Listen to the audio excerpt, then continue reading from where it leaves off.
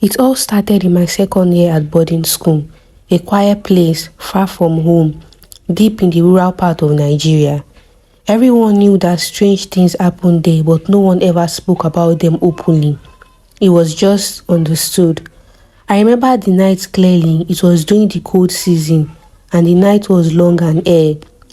Our dormitory was packed with girls, bunk beds lined up in rows, and the only sound at night was the occasional whisper or the wind howling outside. That night, I woke up for a sound that wasn't the wind. It was like soft footsteps, but lighter, almost as if someone or something was gliding over the floor. I turned over in bed and saw a shadow moving across the dorm, heading towards the far corner where three of the older girls slept. I didn't think much of it. I figured maybe someone was going to the bathroom. The next day, three girls didn't show up for breakfast. No one seemed to notice, or maybe no one wanted to notice, but I did. The whispers started soon after. People said they had seen strange things at night, girls disappearing for hours only to return acting different, cold and distant, almost as if they weren't themselves. One night, I woke up again, but this time I was prepared. I stayed completely still and listening. There were those same footsteps, but now I could hear soft murmuring, like a chant. I followed the sound with my eyes.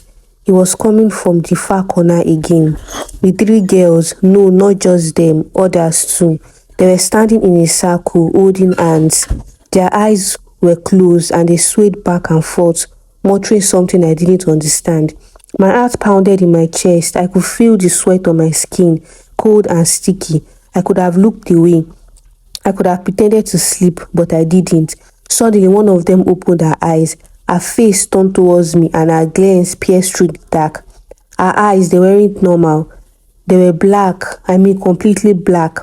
She smiled and I froze.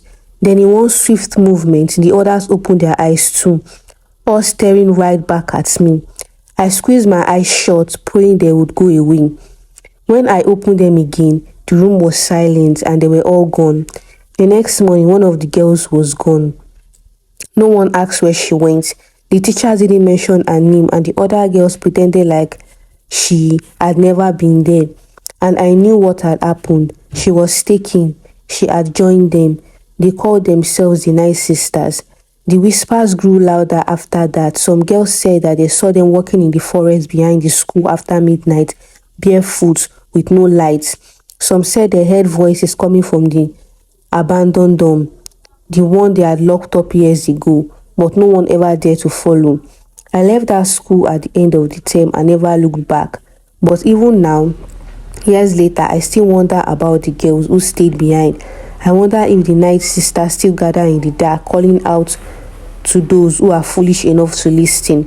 One thing I know for sure, in that place, once you see them, you are never the same again. And if you see them twice, you disappear. This is a sign to always act fast when you're in a place surrounded with people who act strangely. Thank you for watching this video. Kindly support me by subscribing to my YouTube channel for more stories, movie insight. Bye. See you in my next video.